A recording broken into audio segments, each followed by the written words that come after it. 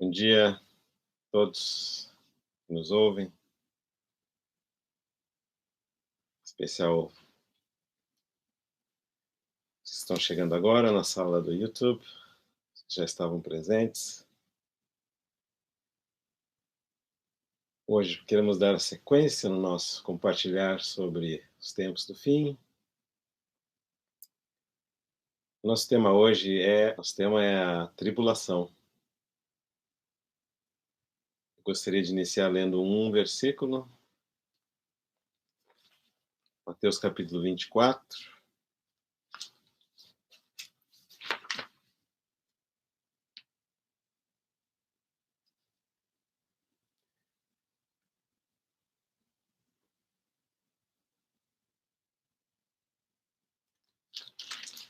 Mateus 24.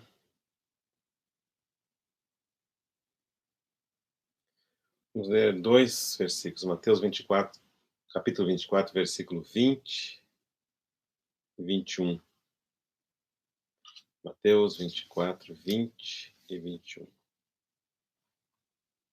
Orai para que a vossa fuga não se dê no inverno, nem no sábado, porque nesse tempo haverá grande tribulação, como desde o princípio do mundo até agora não tem havido e nem haverá jamais. Vamos orar. Amado Senhor, somos agradecidos porque temos outra oportunidade de juntos estudarmos a Sua palavra, juntos desfrutarmos da comunhão.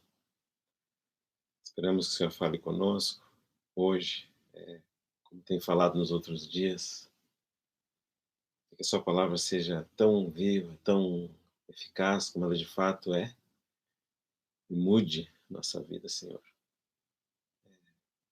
E também nos encha daquele gozo, daquela alegria que o Senhor prometeu quando deixou essas palavras para nós. O Senhor nos falou tantas coisas para que a nossa alegria fosse completa, para que as coisas difíceis que hão de vir sobre a terra não nos pegassem de surpresa, para que nós não precisássemos andar ansiosos por coisa alguma. Muito obrigado, Senhor, e vamos colocar realmente esse tempo na sua mão. Em nome do Senhor Jesus. Amém. Hoje nós queremos iniciar dando um esclarecimento, mencionando um ponto que talvez tenha ficado como dúvida para alguns, e depois vamos para o nosso tema do hoje, que é a tribulação. Qual que é o esclarecimento? É com relação ao arrebatamento. Nós mencionamos algo e talvez não tenha ficado muito claro, então não custa nós repetirmos. O que nós mencionamos? Que nós não encontramos na Bíblia a palavra arrebatamento. Arrebatamento é um substantivo. Então, o arrebatamento nós não encontramos. Nós encontramos ser arrebatado, o verbo, arrebatar, o verbo. Aparece lá em 1 Tessalonicenses, capítulo 4, versículo 17. Mas a palavra, o substantivo, o arrebatamento, não. Por exemplo, nós encontramos o substantivo amor. O amor é paciente. Nós encontramos o verbo amar. Amai uns aos outros. No caso do amor, nós temos o substantivo, a palavra amor, e temos também o verbo amar. No caso do arrebatamento, nós não temos o substantivo arrebatamento, mas temos o verbo relacionado com esse fato. E também nós dissemos que, embora não encontramos a palavra arrebatamento, nós encontramos o fato arrebatamento claramente nas Escrituras. Então, esse esclarecimento nós gostaríamos de dar antes de entrar no tema de hoje, porque o nosso propósito não é, obviamente, confundir. Nosso propósito é explicar, ajudar a entender. Muito bem. Por que nós começamos com esse assunto do arrebatamento? Porque a nossa ideia é compartilhar sobre os tempos do fim, mas com um assunto que seja de interesse imediato para mim e para você. Não só interesse imediato, mas que seja útil para nos preparar para as coisas que estão por acontecer. Nosso propósito não é simplesmente mostrar informações, ou mostrar que nós conhecemos informações, ou repassar informações, embora a informação é muito importante, é o primeiro ponto, mas o nosso propósito é que aquela informação que nós recebemos, aquela palavra que nós recebemos, impacte, mude a nossa maneira de viver, mude a nossa maneira de pensar, mude a nossa maneira de ver o mundo e a vida e como conduzir nesses tempos do fim. Então, não temos como finalidade que nós fiquemos assustados, nem descansados demais, mas a ideia é que, uma vez recebendo o ensino da palavra de Deus, esse ensino mude a nossa vida. Muito bem. Quando nós começamos com esse assunto do arrebatamento, nós demos vários exemplos de arrebatamentos que já ocorreram. Significa ser retirado do mundo, removido desse contexto, antes de um grande juízo de Deus. Mencionamos o exemplo do Enoque. Ele entendeu pela palavra da profecia que haveria aquele grande juízo de Deus, como de fato ocorreu. Alguns anos depois, Enoque foi removido antes desse grande juízo. Mencionamos o caso do Elias, mencionamos o caso do nosso próprio Senhor, mencionamos finalmente o caso em que aqueles que creem na palavra do Senhor, antes dos tempos difíceis que hão de vir lá no final, serão removidos aqui da terra. Antes da dificuldade que há de vir sobre todo o mundo, eles serão removidos. É isso que a palavra do nosso Senhor diz. Um outro exemplo de arrebatamento. E nós mencionamos também que o escape para a igreja, para os cristãos, ele é celestial. É sempre para o alto. A igreja recebeu um chamamento celestial. Nós que ouvimos esse chamamento celestial também teremos um escape celestial. Então, o escape para os cristãos é possível. Você crê? Por isso nós iniciamos com essa palavra. Então, nós esperamos ter removido as dúvidas até esse momento e vamos então iniciar com o tema de hoje, que é a tribulação. Uma das dificuldades que nós temos com relação a esses temas do tempo do fim, uma das dificuldades é o conceito em si. Outra das dificuldades é a ordem dos eventos. Então, nós estamos tomando, a cada compartilhar, um conceito e nós queremos tentar ajudar você também a entender a ordem dos eventos. Qualquer sugestão que nós fazemos para aqueles que estão nos acompanhando desde o princípio, tome um caderno, um material para escrever, e vá escrevendo uma linha do tempo. E à medida que você coloca essa linha do tempo no seu caderno, você vai escrevendo os eventos nela e, gradualmente, ao final do nosso curso, essa série de mensagens, você vai ter uma linha do tempo com os eventos em ordem. Eu não quero dar essa linha do tempo escrita para você, mas eu faço o seguinte desafio. Se você fizer a sua linha do tempo e me enviar, eu posso ajudar a corrigir ela. Mas vai ser a sua linha do tempo, não a minha, ok? Então, talvez quando nós tivermos um número de eventos suficiente, aí eu peço para que me enviem, quem assim desejar, e eu corrijo a sua linha do tempo. Tem que pensar como eu vou fazer isso ainda, mas dá para fazer, sem problema nenhum. Então, por exemplo, uma coisa muito fácil de começar na linha do tempo, que é o ponto central dessas mensagens do tempo do fim, é a vinda do nosso Senhor visível.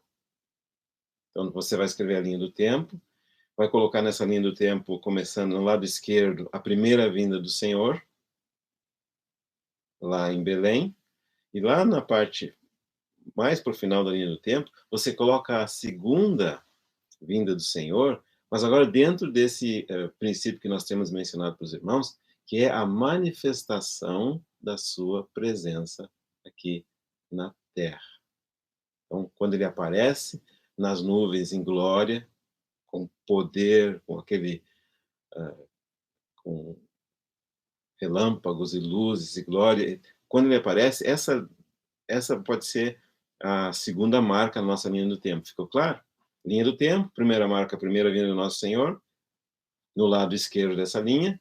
Segunda marca, a vinda do nosso Senhor, a manifestação da vinda do nosso Senhor.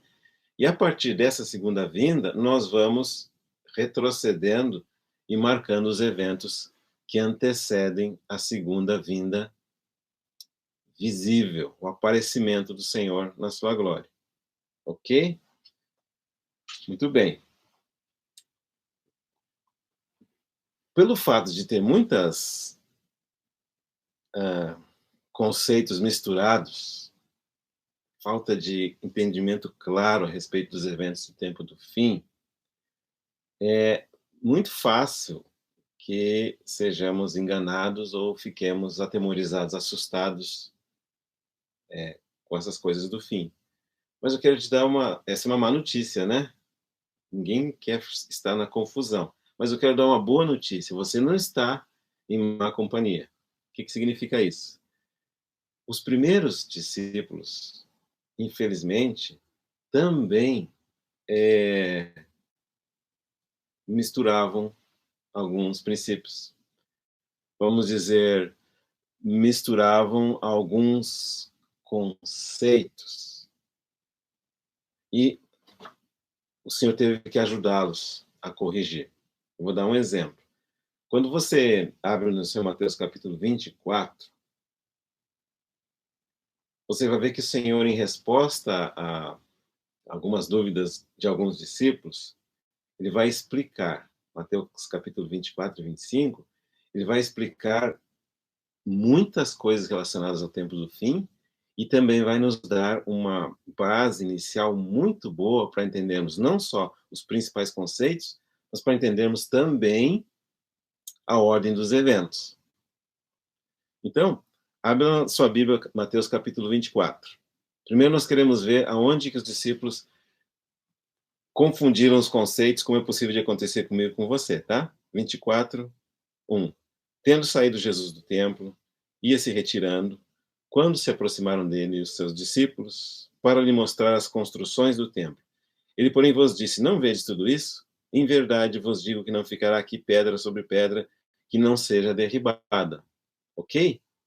Nesses versículos aqui, você não vê menção a tempo do fim, não vê menção à vinda do Senhor, não vê menção ao fim do mundo. Mas o que os discípulos imaginaram? O Senhor está falando aqui que esse templo, está referindo ao templo de Jerusalém, seria destruído. Na mente deles, assim como acontece na nossa, eles imediatamente ligaram: destruição do templo de Jerusalém só pode ser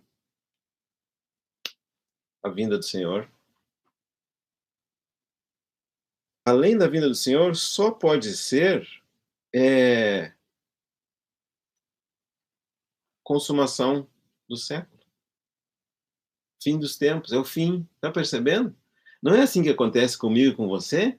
Quando fala dos tempos do fim, vem uma série de conceitos que quando você vai procurar lá na Bíblia, não encontra. Assim aconteceu com os discípulos. Então, o que o Senhor teve que fazer com eles? O Senhor teve que desfazer aquela confusão que eles tinham na sua mente com relação às coisas do tempo do fim. Ele vai explicar assim, ó sinal da vinda é um assunto. A vinda é outro assunto. E o fim do século é outro assunto. Entendeu? Então, eles tinham um problema em entender o conceito, tinham um problema em entender a ordem dos eventos, e não é exatamente essa a situação em que muitos de nós nos encontramos? Porque o Senhor fala uma palavra e nós imediatamente juntamos outros conceitos que nós ouvimos de outros lugares, que nós lemos, que nós pesquisamos, ou que nós ouvimos por aí, e junta tudo, e aí qual a conclusão? Muito difícil, não consigo entender. Não é para mim. Tem congregações em que esse assunto dos últimos tempos, da vinda do Senhor, ele nem sequer é mencionado. Não é para nós. O cristianismo que nós temos é para aqui e para agora. Não me faça pensar demais em coisas confusas. Sou uma pessoa simples. Cristianismo é algo simples, então não entra nesses assuntos. Mas por que tem a confusão? Porque nós não vamos para a palavra do Senhor escrita e nós temos vários conceitos, nós misturamos tudo, e aí, claro que nós não conseguimos entender. Quando nós vamos para a nossa Bíblia e consultamos, tudo confuso.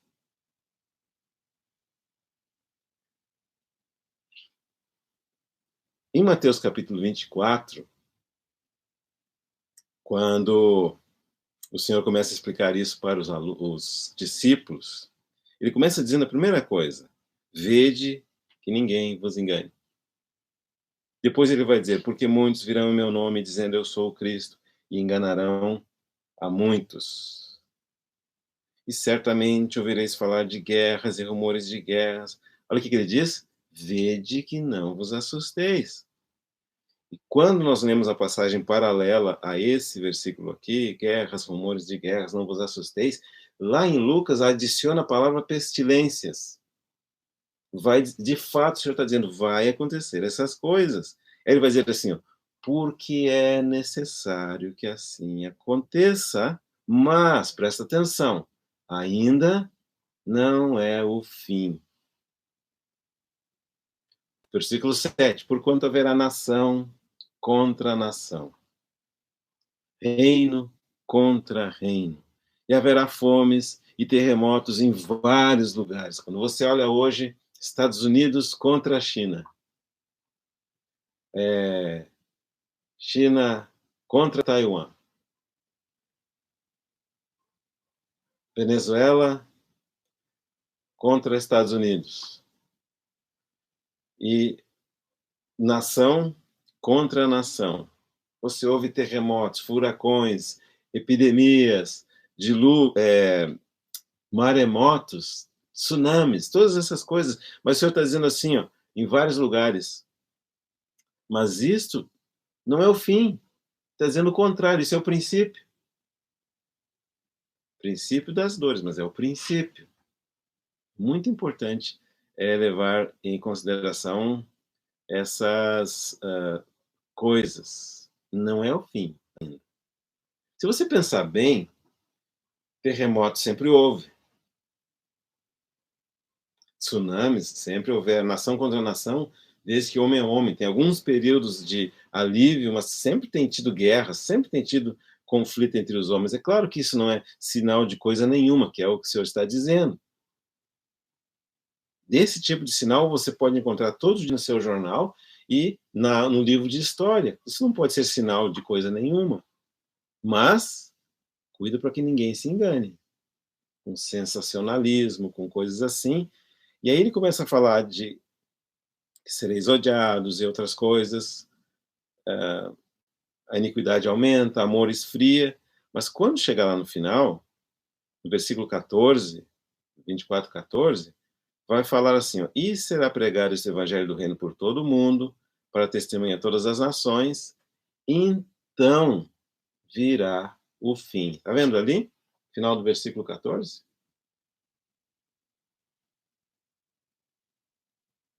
E nesse versículo 14 também diz o que qual que pode ser a nossa participação para que esses eventos que devem ocorrer ocorram. Você pode provocar um terremoto? Não. Você pode influenciar na briga entre nações? Também não. Você pode influenciar na fome? Talvez num círculo pequenininho, mas não pode impedir que exista a fome, que sempre existiu no mundo. Você pode pregar o evangelho do reino? Sim. Mas para pregar o evangelho do reino, tem que saber o que é o evangelho do reino. Mas isso é outro tema. De qualquer forma, o que nós estamos dizendo aqui?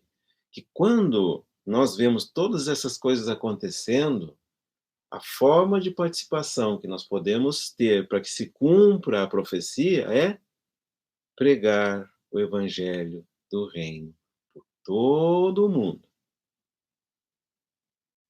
Tem a chance de, como Filipe, ser arrebatado enquanto pregava o evangelho.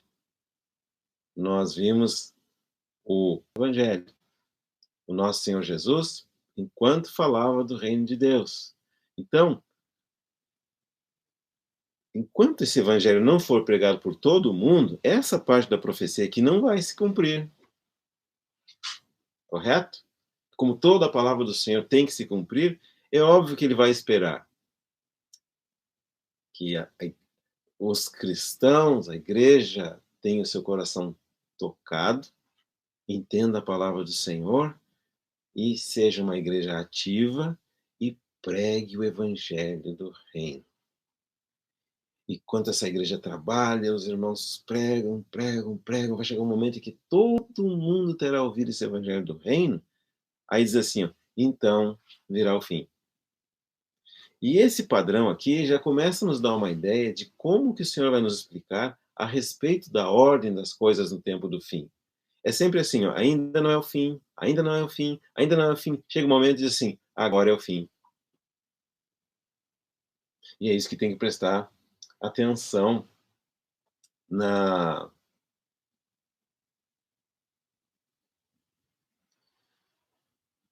palavra do nosso Senhor. Nesse primeiro ciclo aqui, Mateus capítulo 24, versículo 4 até o 14, então nós temos um ciclo. E eu espero que você volte com frequência a esse endereço aqui na Bíblia, Mateus capítulo 24, a fim de cada vez entender com mais clareza os eventos do tempo do fim. Então, do 4 ao 14, é como se todo um ciclo. Ele vai dizer assim, não é o fim, não é o fim, é o princípio, e depois assim, então virá o fim. Depois está o fato, depois virá o fim. Muito bem. Quando chega no versículo 15, é como se ele desse um reinício. É como se ele, de fato, estivesse dando um sinal. O que ele vai dizer? É uma coisa que você pode ver. Quando, pois, virdes o abominável da desolação, de que falou o profeta Daniel no lugar santo, quem lê entenda, então, você está vendo aqui uma ação relacionada com algo que tem que ser visto aqui na Terra? Quando você vê isso acontecendo, então faça isso. E o que diz ali?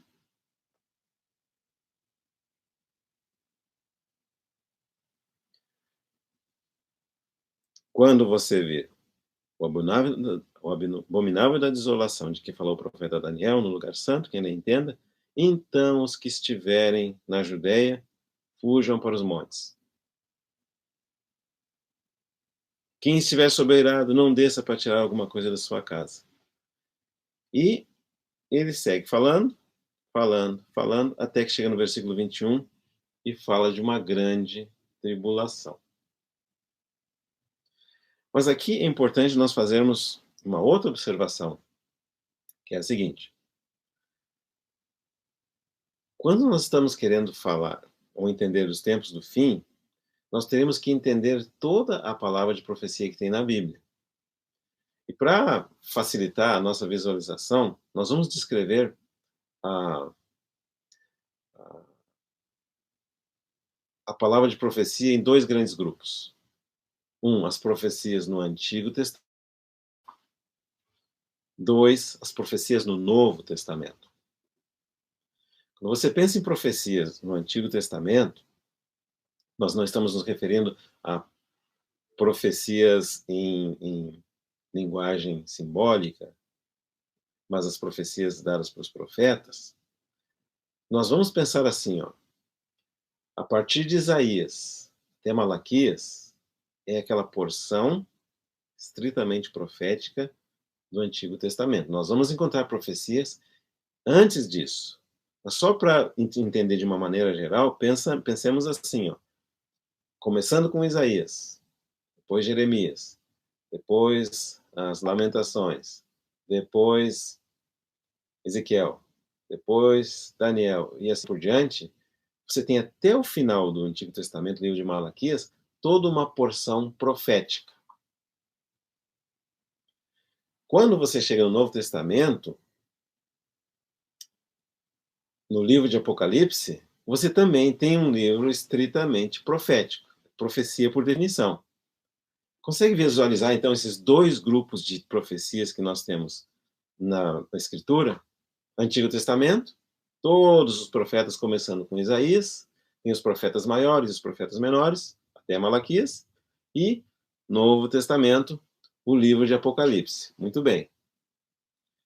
O que você tem entre essas duas grandes porções de profecia nas Escrituras? Essas palavras proféticas de Mateus capítulo 24 e capítulo 25. O que significa isso? Que somente quando nosso Senhor Jesus Cristo veio, aquelas palavras proféticas mencionadas no Antigo Testamento puderam ser compreendidas, porque ele as explicou. E somente com a explicação que o Senhor deu a respeito dessas palavras proféticas anteriores, nós podemos entender as palavras proféticas do livro do Apocalipse. Você entendeu? Como se tivesse assim uma massa de profecias no Antigo Testamento, uma palavra de profecia no fim do Novo Testamento, e no meio, o nosso Senhor Jesus Cristo fazendo a ligação entre as duas. É Ele que é o revelador dos mistérios. É Ele que, ao fazer a obra que Ele fez na cruz do Calvário, é Ele que pode abrir o nosso entendimento. Somente depois da vinda do nosso Senhor Jesus Cristo, da obra que Ele fez na cruz do Calvário,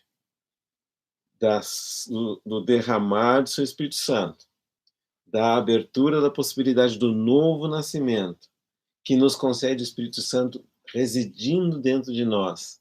É como se agora nós tivéssemos um professor dentro de nós, explicando a palavra de Deus escrita. Somente depois disso é que a profecia, na sua totalidade, poderia ser aberta para o nosso entendimento e, obviamente, para a nossa posterior edificação e obediência e cooperação com o propósito de Deus. Muito importante. Então, esses capítulos, Mateus 24 e 25, são essenciais. Eles são como se nós dissessemos assim, eles são a chave para nós podermos entender as profecias do Antigo Testamento e entender, que já aconteceram, e entender as profecias do Novo Testamento, que ainda estão por acontecer lá no livro de Apocalipse. Muito importante. Então, nós vamos regressar para essa porção da Escritura ao longo desse nosso série de mensagens sobre os tempos do fim. Vamos regressar com muita frequência, porque essa é a base sobre a qual nós queremos alicerçar o nosso entendimento. Ok? Muito importante. Então, aqui nós vemos a menção dessa grande tribulação. Mateus 24, 21. E aqui o Senhor vai dizer imediatamente uma coisa, que nunca houve, desde o princípio do mundo, e nem haverá jamais. Ou seja, não é, obviamente, referência a uma tribulação comum. Não é referência àquilo que nós costumamos chamar, né, as nossas tribulações. Sabe, aquela pessoa que estava num voo e perto de aterrissar, o avião balançou demais. Parecia que a asa ia quebrar e sacudiu e todo mundo assustado. E quando ela chegou, ela disse, graças a Deus que chegamos. E perguntamos, como foi o seu voo? Ele disse assim, foi uma grande tribulação. Mas, na verdade, ela quer dizer que foi uma grande turbulência, né? Mas quando as coisas acontecem perto da nossa casa, no avião que nós estamos voando, com a nossa família, nós costumamos dizer, ah, que tribulação, alguma coisa dá errado no nosso casamento, ah, que tribulação. São tribulações menores, mas não são tribulação dentro do contexto da Bíblia. Não pegue emprestado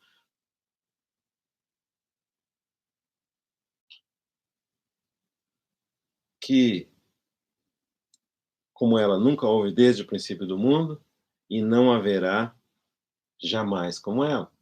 E essa tribulação, ela tem um início. Quando é que ela inicia? Quando, pois, virdes o abominável da desolação, de que falou o profeta Daniel, no lugar santo. Então, quem está construindo aquela linha do tempo já sabe. Em algum momento, antes daquela vinda final do nosso Senhor Jesus, daquela manifestação do nosso Senhor Jesus no fim do tempo, coloca aqui um pouco antes essa marca, início da grande tribulação. Tá claro qual que é? Quando virdes o abominável da desolação de que falou o profeta Daniel no santo lugar. Nós sabemos que esse abominável da desolação é uma referência dada pelo profeta Daniel a respeito de alguém que vai entrar no santo lugar e vai tentar ocupar o lugar de Deus. E o santo lugar é uma das divisões do templo dos hebreus. Então, em algum momento, vai entrar aquele abominável da desolação lá, e aí eles saberão que ele não é o Messias, e eles saberão que haverá tempos muito difíceis para aqueles que estiverem na Judéia, para o mundo todo, mas em especial para aqueles que estiverem ali pertinho. Então, esse fato marca o início da assim chamada grande tribulação. Aí depois, o que ele continua falando? Ele dá as instruções para aquelas pessoas que estiverem na Judéia. Fujam para os montes. Quem estiver no eirado, não desça a tirar de casa coisa alguma. As que estiverem grávidas e das que amamentarem vão sofrer muito, claro, obviamente, porque como que uma pessoa grávida ou amamentando vai conseguir fugir para o monte? Não consegue fazer esforço físico, né? E ora para que a vossa fuga não se dê no inverno, nem no sábado. Por que não se dê no inverno? Porque no inverno é frio, se você ficar na rua no frio vai sofrer muito, muito, pode até morrer. E nem no sábado. Por que o sábado é importante? Para quem que o sábado é importante? É claro que o sábado é importante para aqueles judeus que creem na lei de Moisés, mas e ainda estão esperando o Messias, querem guardar os mandamentos de Deus. Eles, no sábado, seria muito difícil, né? Porque até nos dias de hoje, em Israel, o dia do sábado, começando às 6 da tarde, para tudo. Todos os serviços não essenciais. Então aqui nós temos duas coisas para mostrar. Primeiro, essa história de quem estiver sob o eirado não descer a tirar alguma coisa de casa. Ocorreu alguns anos atrás, não muitos, um tsunami no Chile. E contam os pessoas que viveram esse tsunami que todos eles tiveram tempo de fugir e escapar para os montes. Na ocasião, o que acontece quando ocorre um tsunami? Antes do mar invadir a terra com ondas de muito, muito altas, o mar retrocede, ele vai entrando para o lado contrário, oposto às areias. Então, nesse caso, por ignorância, o que aconteceu? Quando o mar começou a retroceder, algumas pessoas caminharam juntos, vendo que o mar estava entrando, vamos dizer assim, ó, o mar estava se afastando da costa. Enquanto que todos os animais, ratos, serpentes, coelho, cachorro, começou a se afastar do mar e ir em direção às montanhas, para dentro do continente. E as pessoas desavisadas, elas iam caminhando, porque é como se a praia estivesse aumentando. Imagina só. Claro, e quando o mar entrou para dentro, repentinamente ele começa a voltar, com uma onda gigantesca. E claro, aí as pessoas começaram a correr, aquelas que eram mais jovens, mais ágeis, e tinha pega carro, pega moto, sai correndo, pega bicicleta, vai correndo para o lado da montanha. Mas quem é mais limitado, é óbvio que foi pego pela onda. E dentre essas pessoas pegas pela onda, teve um caso especial de um senhor que, mesmo vindo que a onda estava vindo, não acreditava que a onda ia chegar, a onda da água, ia chegar no andar em que ele se encontrava. E ele subiu lá para pegar alguma coisa. E quando a onda veio, não deu tempo dele sair. É isso que está escrevendo aqui.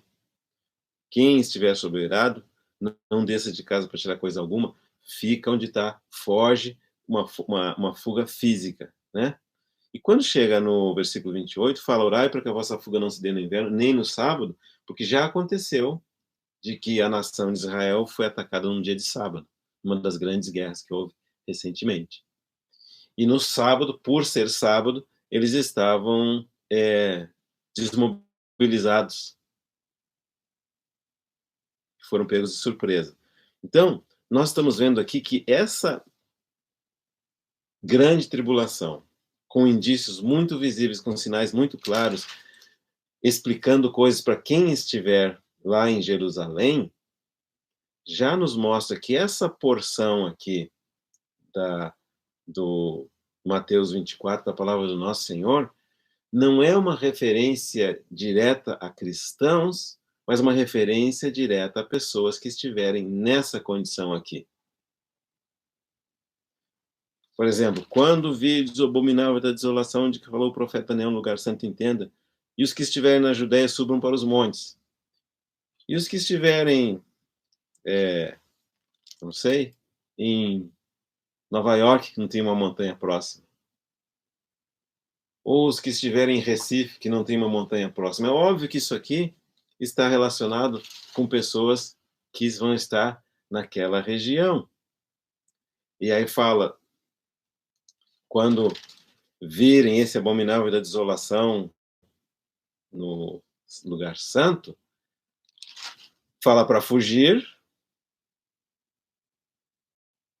fala para orar para que não ocorra nem no sábado nem no inverno, e fala para não acreditar em pessoas falando a respeito do Cristo. Versículo 23, Mateus 24, 23.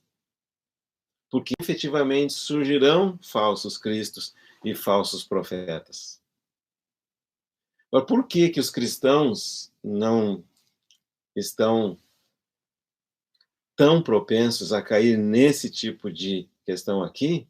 Porque eles sabem que o Cristo não vai aparecer de um lugar aqui na Terra. Eles sabem que o aparecimento do Senhor Jesus Cristo agora é do alto, é do céu. E aí fala, surgirão falsos cristos e falsos profetas, operando grandes sinais e prodígios para enganar, se possível, os eleitos. E o Senhor disse, vede que vos tenho predito. Portanto, se vos disserem, eis que está no deserto, não vai. Ou no interior da casa, não acrediteis. Porque assim como o relâmpago que sai do Oriente se mostra até o Ocidente, há de ser a vinda do Filho do Homem, naquele espetáculo. Então, o que o Senhor está dizendo desde Mateus 24, versículo 15, até Mateus 24, versículo 28, é que todas essas coisas aqui ainda não são o fim. Aí ele vai dar mais uma referência de tempo. Logo em seguida, a tribulação daqueles dias. Qual? A grande tribulação. O que vai acontecer? O sol vai escurecer. A lua não vai dar sua claridade. As estrelas cairão do firmamento. Os poderes dos céus serão abalados. Então aparecerá no céu o sinal do Filho do Homem. Todos os povos da terra se lamentarão e verão o Filho do Homem vindo sobre as nuvens do céu com poder e muita glória. Aí virá o fim. Ele enviará os seus anjos com grande clangor de trombeta, os quais reunirão os seus escolhidos, os quatro ventos, de uma e outra extremidade dos céus. Está percebendo? Então, nós vimos um primeiro grupo de ensino, versículo 4 até 14, que tem ainda não é o fim, ainda não é o fim, ainda não é o fim, depois vem o fim. Um segundo grupo de ensinos, que vai do versículo 15 até o 31, ainda não é o fim, ainda não é o fim, ainda não é o fim, depois vem o fim. E nós vamos ver que tem um terceiro grupo de ensinamentos, que é como se o Senhor começa tudo de novo, a partir do versículo 32 até o capítulo 25, versículo 30. Várias coisas dizendo, ainda não é o fim, ainda não é o fim, ainda não é o fim, depois vem o fim. E quando você chegar no capítulo 25, versículo 31 até o 46, de novo tem o relato de algumas coisas que vão acontecer depois que o Filho do Homem vier na sua majestade. Capítulo 25, versículo 31. Todos os anjos com ele, então se sentará no trono da sua glória, todas as nações serão reunidas em sua presença, e ele separará uns dos outros, como o pastor separa dos cabritos as ovelhas, porá as ovelhas à sua direita, mas os cabritos à sua esquerda. Então dirá o rei que estiver à sua direita, vinde benditos de meu Pai. 41. Não, versículo 41. Então o rei dirá também aos que estiverem à sua esquerda, apartai-vos de mim, malditos, para o fogo eterno, preparados para o diabo e os seus anjos. Versículo 46. Irão estes para o castigo eterno, porém os justos para a vida eterna. Vamos tentar organizar então aqui o nosso entendimento. Vários eventos catastróficos, incluindo guerras, perseguições, ódio, nação contra nação, falsos ensinamentos, terremotos, pestilências, ainda não é o fim. Depois temos o evangelho pregado por toda a terra, então virá o fim. Primeiro núcleo. Segundo núcleo, coisas relacionadas acontecendo lá no território de Israel, nas montanhas da Judéia, no inverno ou no sábado, e depois de sofrimento todo, fugas, depois sinais nos céus, sinal do Filho do Homem, aí vem o fim. E depois dessa manifestação da vinda do nosso Senhor, nações sendo julgadas. Então, essa ordem que nos é dada pelo nosso Senhor Jesus Cristo, Mateus capítulo 24 e 25, é a ordem que deveria orientar a mim e a você quando nós quisermos saber dos eventos no tempo do fim. Claro que alguém vai me perguntar assim, então, mas, irmão, como que fica a questão do arrebatamento da igreja? Como que fica a questão do milênio? Como que fica a questão da tribulação? Se você quer entender como essas coisas todas se ordenam umas de acordo com as outras, tem que seguir a ordem dada aqui em Mateus. Não tenta pegar os conceitos que você captou em diferentes partes da Bíblia, diferentes vídeos da internet, em diferentes livros que explicam, tenta colocar essas coisas explicadas ali, aqui dentro desses capítulos. Não vai conseguir entender. Mas se você deixar de lado tudo isso, e primeiro tentar entender o que está escrito na palavra de Deus escrita, fica tão claro o entendimento. Primeira coisa importante que tem que lembrar aqui, que o Senhor, dentre todos os livros proféticos, lá no Antigo Testamento, são 17, ele menciona um. Presta atenção. Se você estudasse cada um daqueles livros proféticos no final do Antigo Testamento, veria que todos eles também têm essa mesma maneira de explicar as coisas profeticamente. Eles falam um pouquinho sobre os eventos que vão ocorrer um pouquinho antes e depois focam pesadamente na vinda do Senhor. Todos aqueles livros proféticos têm essa característica. Focam na primeira vinda do Senhor ou na segunda vinda do Senhor. E nenhum deles via esse período entre a primeira e segunda vinda, com exceção de um. Qual livro, se você tivesse que escolher do Antigo Testamento, qual livro profético nós podemos estudar para ter uma ideia da ordem das coisas no tempo do fim? O livro do profeta Daniel. Por que sabemos disso? Porque o nosso Senhor falou. Está entendendo? Então, se você tentar entender a ordem das coisas no tempo do fim a partir de qualquer outro livro da profecia do Antigo Testamento, é claro que não vai ser mais fácil de entender, é claro que vai ficar mais confuso.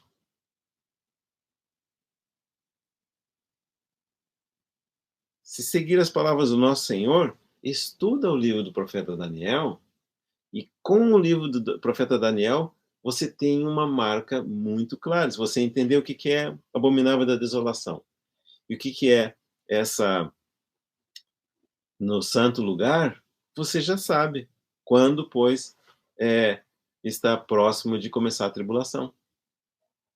Entendeu esse ponto? Então, volta para as palavras do profeta Daniel. E quando você volta para as palavras do profeta Daniel, é claro que nós não vamos fazer isso hoje, mas quando você volta para lá, o que você vai descobrir? Que Daniel, ele profetiza com relação ao seu povo. Lembra que lá no Antigo Testamento não tem a menção da palavra igreja. Essa profecia de Daniel não é uma referência à igreja. A igreja não existia, ela estava lá em mistério. Você vai descobrir ela em símbolo, em figura, em mistério, mas quando Daniel recebe a sua profecia em relação ao seu povo, uma profecia em relação ao povo de Israel. Por ser ela tão importante, eu vou mencionar um versículo, no capítulo 9, você deveria anotar, no futuro, se o Senhor permitir, nós tivermos tempo e vontade, nós podemos estudá-la juntos, mas hoje eu quero mencionar, você tem que saber, Daniel capítulo 9, versículo 24. Daniel 9, 24. 70 semanas estão determinadas sobre o teu povo. Qual que é o teu povo do Daniel? O povo de Israel. O povo de Deus terreno. É muito importante saber isso aqui.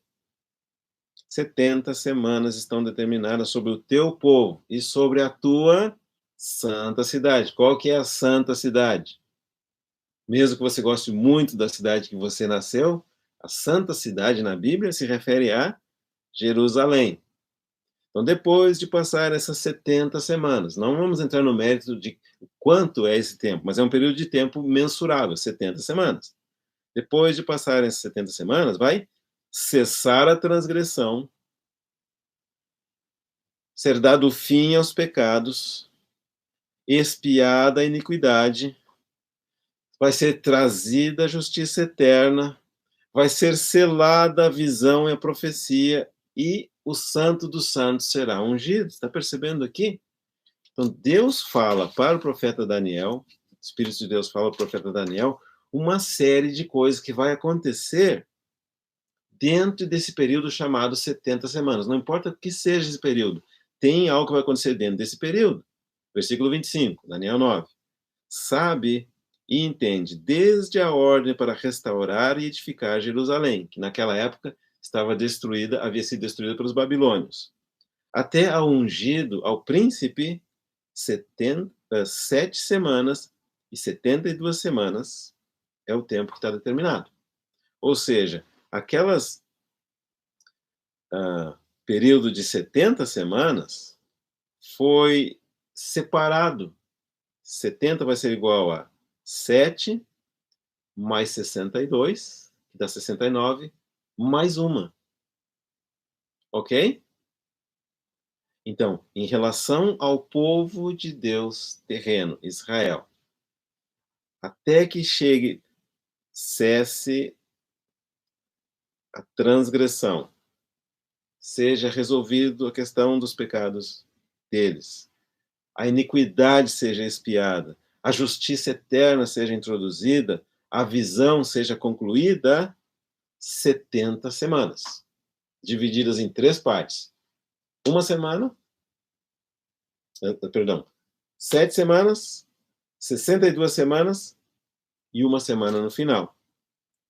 Aí fala que depois das 62 semanas será morto o ungido e já não estará, e o povo de um príncipe que há de vir destruirá a cidade e o santuário, e o seu fim será um dilúvio, e até o fim haverá guerra, desolações são determinadas.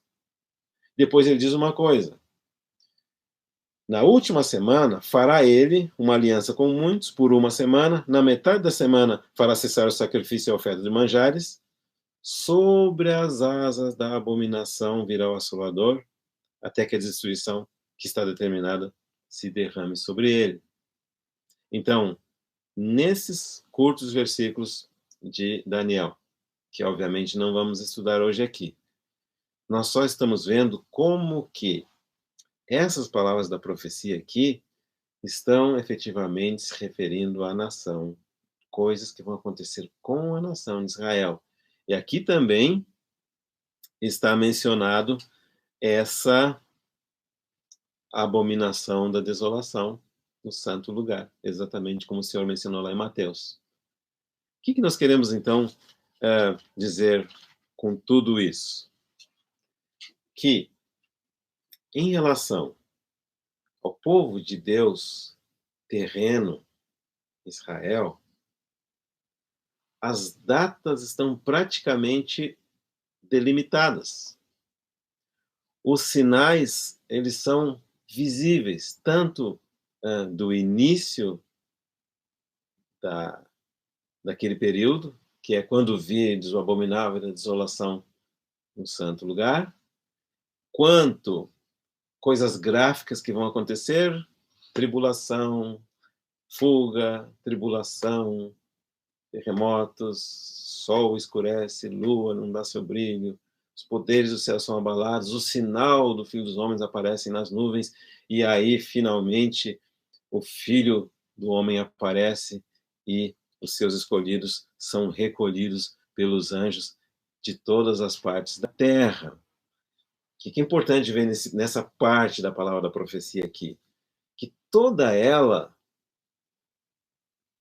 na verdade, não requer o uso do discernimento espiritual. Não requer estudo de parábolas, não requer estudo de profecias, não requer preparação espiritual na prática. Se você considera bem isso aqui, você pode, na verdade, ir para a academia, para ter um corpo físico bem forte para poder fugir para o monte. Ou fazer como alguns irmãos que confundiam essa passagem aqui, eles começavam a... Um deles tinha dinheiro suficiente e começou a comprar terras lá no meio do campo. Daí, quando viesse esse período difícil, ele podia fugir para aquela terra lá no meio do campo. Ou a gente começa a armazenar água e pão e coisas dentro de casa para que quando vier esses tempos difíceis da tribulação aqui, ele possa fugir lá para aquele lugar e tem comida para vários dias. Mas você está vendo que não é uma preparação que exige estudar a palavra da profecia? São tudo coisas físicas, coisas visíveis, e tem, infelizmente, uma porção da igreja que está olhando para essas coisas que estão relacionadas com o povo de Deus terreno. Claro, qual que é o raciocínio dessas pessoas? Muito bem. Quando vês o abominável da desolação, que é o próprio anticristo, e que entrar no lugar santo, que é o templo, então aí as coisas estão para acontecer. Mas a questão, se você olhar hoje, não tem um templo lá sobre o monte em Jerusalém ainda. Então eles estão muito tranquilos. Até o templo ser construído, né? Até o abominável da desolação entrar lá dentro, eu tenho muito tempo refazendo meus projetinhos aqui, né? Claro, você conhece tudo a profecia, mas infelizmente ele leu uma parte da profecia que está nos informando a respeito de coisas relacionadas com o povo de Deus terreno. Nós não podemos nos comportar como o povo de Deus terreno. Nós não podemos ser como aqueles que, infelizmente, querem ser o novo Israel. Não. Nós não queremos ser o novo Israel. Nós não queremos voltar, muito menos voltar ao velho Israel. Nós não queremos viver de acordo com a palavra profética referida a Israel. Por quê? Logo quando você chega no versículo 32 de Mateus 24, vai dizer o seguinte: aprendei, pois, a parábola da figueira. O que significa aprender a parábola da figueira? Primeiro, significa estudar. Estudar o quê? A Bíblia. O que da Bíblia em especial? Toda ela. Mas em especial, as palavras do Novo Testamento. E mais em especial, as palavras de Cristo no Novo Testamento em relação a esse assunto. Por quê? Isso aqui não é uma referência a judeus, ao povo de Deus terreno, mas é uma referência aos cristãos, que é o povo de Deus celestial. Porque os judeus não creem em Jesus. Esse Senhor que nós cremos e amamos e esperamos por causa do sangue dele, nós sabemos que os nossos pecados foram perdoados, foram limpos. Eles não creem, eles acham, na verdade, eles o rejeitaram. Na verdade, eles o colocaram na cruz, eles o penduraram no madeiro, eles disseram: fora com ele, crucifica-o, nós queremos o Barrabás. Eles não creem nas palavras do Senhor Jesus, não creem que ele é o Filho de Deus, aliás, por isso o colocaram na cruz, não creem que o Novo Testamento é a palavra de Deus. Então, para quem que é esse versículo 32 de Mateus 24? Aprendei, pois, a parábola da figueira. Só para quem crê em Jesus?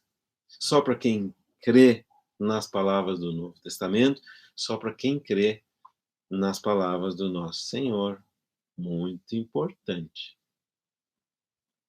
Mas dentre os que creem no Senhor Jesus e creem nas palavras do Novo Testamento e creem nas palavras do Senhor Jesus proféticas, tem aqueles que não creem na validade do estudo da Escritura.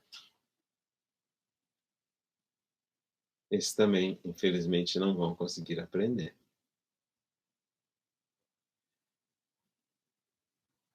É uma classe de irmãos amados, mas que creem que o estudo das Escrituras não é para mim e para você. Que o cristianismo é prático e que nem é bom estudar muito a Bíblia, senão confunde. Claro que essas pessoas, infelizmente, estão erradas. E se você estiver com esse pensamento, infelizmente está errado também, tem que mudar, porque o Senhor está mandando aprender. Para você aprender a parábola da figueira, tem que entender a lei da interpretação das parábolas, para saber explicar a parábola direitinho. Então, quando fala dessa parábola da figueira, se você estudar com cuidado a sua escritura, vai ver que é também uma referência à nação de Israel. Mas não é algo que você pode ver como o caso do abominável da desolação, a grande tribulação, aqueles sinais no céu. É algo que você pode ver através dos olhos da fé, iluminados pela palavra de Deus escrita. Presta atenção nisso. Porque aí, através do entendimento da parábola, aí sim você vai analisar os eventos que estão ocorrendo atualmente. E aqui, esses eventos, porque menciona a figueira, a parábola da figueira é uma menção à nação de Israel, claro que você tem que olhar para as coisas que estão acontecendo com a nação de Israel. Mas olhar com quais olhos? Com os olhos lavados pela água da palavra profética da parábola do nosso Senhor Jesus. E quando você vê o que está acontecendo com Israel, tendo em vista essa parábola, gradualmente os seus olhos se abrem e, pelo conhecimento da palavra profética, você sabe quando os seus ramos se renovam e as folhas brotam, sabeis que está próximo o verão? Assim também, quando virdes estas coisas, sabei que está próximo às portas. Quem? Em Lucas vai dizer, ele, o nosso Senhor, está próximo. E aí ele prossegue dizendo, passará o céu e a terra, porém as minhas palavras não passarão. Uns vão ver com os olhos físicos, tudo relacionado com o povo de Deus terreno. A fuga é física, a tribulação é física, a visão de Cristo é física, o sinal no céu é físico, e o lamentar é tudo físico, tudo literal. Tudo relacionado com o povo de Deus terreno. O outro requer, sim, interpretação da parábola. Um coração de amor pelo Senhor. Estudo da Escritura, sem dúvida nenhuma. Lembra que eu acredito que nós mencionamos aqui que os únicos olhos que viram o nosso Senhor ressuscitado e o nosso Senhor em sua ascensão foram os olhos de amor. A Bíblia menciona, em outra parte da Escritura, aqueles que amam a sua vinda. E agora nós estamos encaminhando para o final do compartilhar de hoje. É claro que nós temos uma pergunta. Você ama a vinda do Senhor? Se você ainda tiver algum resquício de receio da vinda do Senhor, algum resquício de apreensão, algum resquício de medo, talvez não tenhamos compreendido exatamente o que é essa vinda. Quanto mais nós estudamos a palavra de Deus escrita, quanto mais nós temos comunhão com o nosso Senhor por meio da oração e do estudo da palavra de Deus escrita, mais desperta no nosso coração um desejo de estar com Ele. A vinda do nosso Senhor para o mundo e para aqueles que não creem nele é uma catástrofe. Mas a vinda do nosso Senhor para aqueles que o amam e conhecem é a melhor coisa que poderia ter acontecido em toda a sua vida. Estar com Ele é algo indescritível, impossível de ser expresso em palavras. Paulo vai dizer em Coríntios que nem olhos viram, nem ouvidos ouviram aquelas coisas que Deus tem preparado para aqueles que o amam. Se nós amamos o nosso Senhor Jesus Cristo, se nós anelamos pela sua volta, é claro que o nosso coração está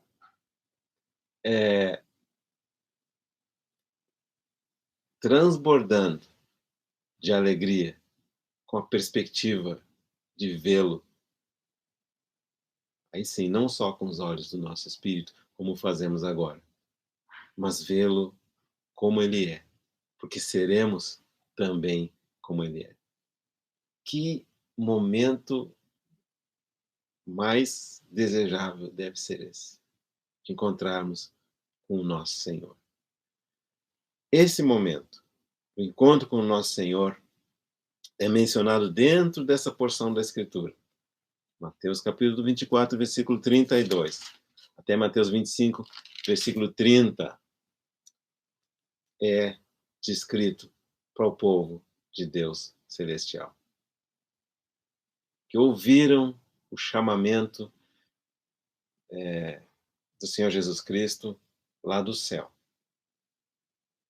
Aqueles que andaram com o Senhor, Deus aqui na terra, o povo de Israel, eles ouviram o chamamento do Senhor lá do Monte Sinai, e os profetas andaram entre eles, o próprio Senhor andou entre eles, mas eu e você somos parte daquele grupo que nunca viu o Senhor. Alguns de nós nunca fomos na terra de Israel. Nós o ouvimos de onde? Do céu. O Deus do céu revelou Senhor Jesus Cristo no nosso coração. E Jesus Cristo revelou o Deus do céu no nosso coração. E nós passamos a fazer parte, então, não do povo de Deus terreno, mas do povo de Deus celestial. Quanto mais nós estamos imersos nessa mensagem, mais nós sabemos que nós não somos daqui. Nós somos do céu. Somos chamados do céu. Estamos aguardando o nosso Senhor que vem do céu. Estamos a caminho do céu e não vemos a hora de estar com Ele, assim que Ele quiser nos chamar. Que o Senhor possa falar ao nosso coração. Eu sei que hoje nós expandimos um pouco o escopo da nossa explicação. Nós oramos para que o Senhor dê entendimento aos irmãos e às irmãs. Volte para esses capítulos 24, 25 de Mateus. Nós vamos ter, no mínimo, mais uma mensagem sobre esse tema, tribulação. E espero que hoje tenha contribuído para ficar um pouquinho mais claro esse evento que faz parte das coisas que vão ocorrer nos tempos do fim. Aqui eu quero me despedir dos irmãos que estão acompanhando ao vivo pelo YouTube. Vejo as mensagens de vários de vocês que estão participando e envio uma saudação em Cristo Jesus a cada um de vocês. Uma alegria saber que vocês estão conosco também nessa série. Vamos concluir com uma palavra de oração e depois prosseguimos. Amado Senhor, muito obrigado por essa manhã de domingo. As nossas palavras são tão poucas e pequenas para descrever tudo o que o Senhor vai fazer, está fazendo. Mas nós confiamos na Tua palavra, Senhor. Abre o nosso entendimento, abre os nossos olhos e, acima de tudo, desperta no nosso coração um amor pela pessoa do Teu Filho e um anelo pela vinda do Teu Filho. Nós oramos agradecidos, no nome de Jesus. Amém. Até o próximo domingo, se Deus permitir. E mesmo horário, 9 horas. Abraço a todos.